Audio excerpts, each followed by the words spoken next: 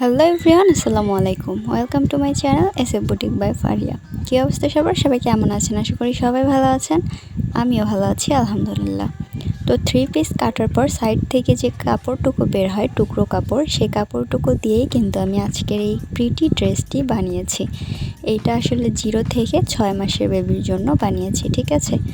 তো আপনারা চাইলে সেই টুকরা কাপড়টুকু দিয়েও বানাইতে পারবেন, অথবা ভালো কাপড় দিয়েও বানাইতে পারবেন। যারা নিজের বাবুর জন্য বানাইতে চান অথবা নিজের বিজনেসের জন্য বানাইতে চান, তারা যদি আজকের ভিডিওটা সম্পূর্ণ মনোযোগ সহকারে দেখেন, তাহলে কিন্তু এই জামাটা বানানো আপনাদের জন্য সহজ হয়ে যাবে। তো আর কথা বাড়াবো না, let's get start our today's video. At first আমি এখানে টুকরো কাপড়টুকু নিয়েছি। কামিজ কাটার পর সাইডে যে কাপড়টুকু থাকে, এটুকু মূলত হাতার অংশের কাপড়টুকু। এটুকু দিয়েই আমি 0 থেকে 6 মাসের বাচ্চার জন্য এই প্রিটি ড্রেসটি বানাবো। তো এখানে আমার কাপড়টা 4 পার্টে ভাঁজ করা আছে, ঠিক আছে? যে অবস্থায় আমি জামা কেটেছিলাম ওই অবস্থায় আছে। তো আপনারা সবসময় খেয়াল রাখবেন, যখন আপনারা কামিজটা কাটবেন তখন যেন এই পাশের ভাঁজটা ডাবল অবস্থায় থাকে। তো এবার আমি গলার অংশটা কেটে নিব। গলা এখানে আমি রাখছি 1.5 ইঞ্চি পরিমাণ, আর লেন্থ রাখছি হচ্ছে 2.5 ইঞ্চি পরিমাণ। আর কাঁধের অংশটা রাখবো 2 ইঞ্চি পরিমাণ। আর্ম হোল রাখবো 4 ইঞ্চি পরিমাণ। তো বডি নিয়ে নিচ্ছি আমি 5 ইঞ্চি, যেহেতু নিউবর্ন বেবি 5 ইঞ্চিতেই হয়ে যাবে। 1 ইঞ্চি নিচ্ছি এক্সট্রা সেলাই করার জন্য। এবার আমি আর্ম হোলের শেপ দিয়ে নিচ্ছি, আর গলার অংশেও আমি শেপ দিয়ে নিব। আর হচ্ছে এটা সামন গলার শেপ, আর পিছন গলার জন্য ছোট করে আর একটা শেপ দিয়ে নিব। তো এবার আসি নিচের অংশটুকু।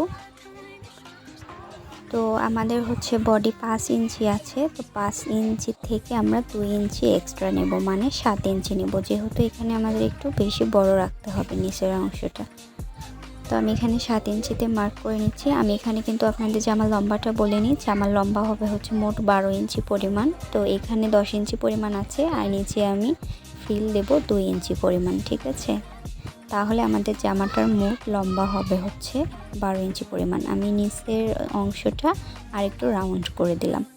দেখেন খুবই ইজি কাটা। তো যাদের কাপড়টা এইভাবেই থাকবে তারা এইভাবেই জামাটা কাটতে পারেন।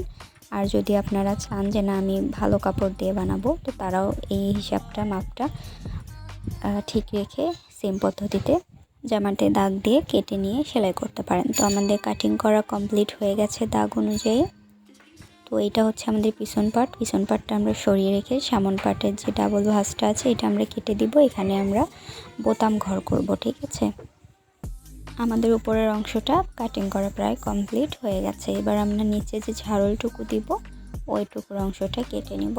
তো সাইডে কিন্তু আমাদের 4 পার্টের আর লম্বা একটা কাপড় থাকবে, তো সেখান থেকে আমি 1 পার্ট নিয়ে নিচ্ছি, আর এটাকে আমি আবার ফোল্ড করে নিব। তো এখানে যেহেতু পাড়ের অংশ আছে, তাই সেলাই করার ঝামেলা থেকে বাঁচার জন্য আমি পাড়ের অংশটা থেকে কাপড়টাকে কেটে নিব, তাহলে নিচে আর স্টিচ করতে হবে না। তো আমি যেহেতু জামার লম্বা দিব 12 ইঞ্চি, তো জামার উপরের অংশটা তো 10 ইঞ্চি থাকলোই। এবার আমি নিচে ঝাড়লটা দিব হচ্ছে 2 ইঞ্চি পরিমাণ। তো যেহেতু আমাদের সেলাইও হবে, তাই এখানে আমি 2.5 ইঞ্চি পরিমাণ দাগ কেটে নেব। পুরো অংশটাতেই 2.5 ইঞ্চি পরিমাণ দাগ কেটে নিয়ে আমি কাপড়টাকে কেটে নেব। তো আমি এই কাপড়টাকে উপরের পার্টটার সাথে ঠিক এইভাবে কুচি করে নিব নিচে, ঠিক আছে? আমার যদি আরও কাপড় লাগে আমি পরবর্তীতে আরও কেটে নিব। তো এটা আমি সাইডে সরিয়ে রাখছি। এবার আমাকে বোতাম প্লেটের কাপড়, যেটা আমরা হচ্ছে সামন পাটে বোতাম প্লেটের জন্য ঘর করে রেখেছি, কেটে রেখেছি, আমি সেইখানে দেওয়ার জন্য একটা লম্বা পট্টি কেটে নিব, বোতাম পট্টি। তো এখানে আপনাদের জামার মেজারমেন্ট অনুযায়ী কিন্তু আপনারা কেটে নেবেন। তো আমি প্রায় 1.5 থেকে 2 ইঞ্চি পরিমাণ এরকম কেটে নিলাম বোতাম ঘরের জন্য। এবার আমি আরেক টুকরো কাপড় নিয়ে নিলাম। এখান থেকে আমি হচ্ছে গলার পট্টি বের করব আর আর্মহোলের পট্টি বের করব। এখানে ফিনিশিংটা ভালো আনার জন্য আমাদেরকে কিন্তু ক্রস পট্টি কাটিং করে নিতে হবে, লম্বা করে কাটলে হবে না, ক্রস করে কাটিং করে নিতে হবে। তো যেহেতু আমার কাপড় হচ্ছে চ্যাপটাই চিকন, তার জন্য আমি এখানে অনেকগুলো পট্টি কেটে নিব, যাতে জোড়া দিয়ে দিয়ে আমি পট্টিগুলো অ্যাটাচ করতে পারি। তো প্রায় 1.5 ইঞ্চি পরিমাণ কাপড় আমি এভাবে ক্রস পট্টি কেটে নেব, ঠিক আছে? আমার জামাটা কাটিং করা কমপ্লিট। এবার চলেন সেলাইটা দেখে নিই।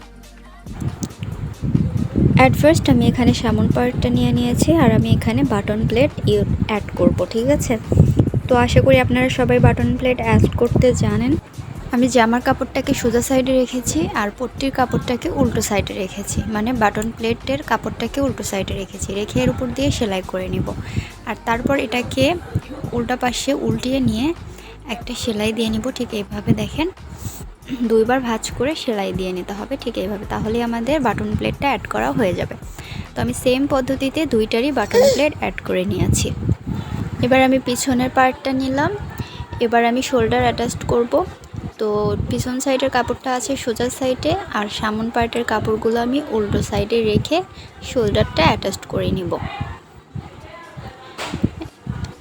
শোল্ডার অ্যাটাচ করা হয়ে গেছে। তো এবার আমি ক্রস পট্টিগুলো নিয়ে নিলাম। এবার আমি আর্ম হোলে আর গলার অংশে পট্টি লাগিয়ে নিব। তো আমি কাপড়টাকে রেখেছি উল্টা সাইডে আর পট্টির কাপড়টাকেও রাখবো উল্টা সাইডে। তারপর সেলাই দিয়ে নিয়ে পট্টিটাকে সিধা পাশে নিয়ে এসে দুইবার ভাঁজ করে দিয়ে সেলাই করে দিব, তাহলে খুব সুন্দরভাবে পট্টিগুলো অ্যাটাচ করা হয়ে যাবে। তো আমি সেম পদ্ধতিতে আরেকটা আরেকটা আর্মহোল আর গলার অংশেও সেলাই করে নেব। সেলাই করে নেওয়া হয়ে গেলে এবার আমরা সাইড অ্যাটাচ করব। তো বডির মেজারমেন্ট অনুযায়ী বডি ফিটিং করতে হবে।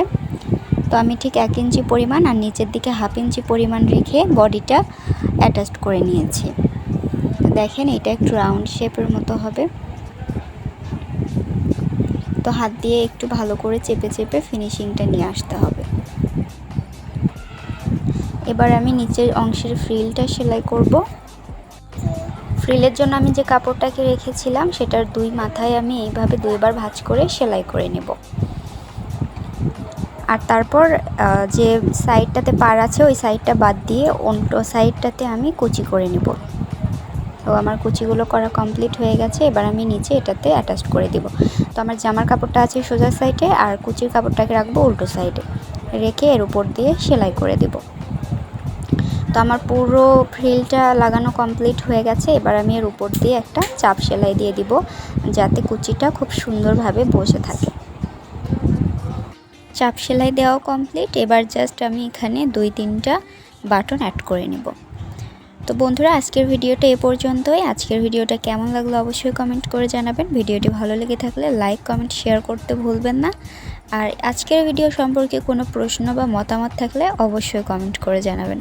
পাশাপাশি আমার চ্যানেলটা ঘুরে আসতে পারেন, আমার এফবি পেজটাকে ফলো করে দিতে পারেন, ডেসক্রিপশনে লিংক দেওয়া থাকবে। আর আমার চ্যানেলটাকে অবশ্যই সাবস্ক্রাইব করে রাখবেন পরবর্তী ভিডিওগুলো পাওয়ার জন্য। তো দেখা হবে নেক্সট ভিডিওতে। Till then take care, bye by.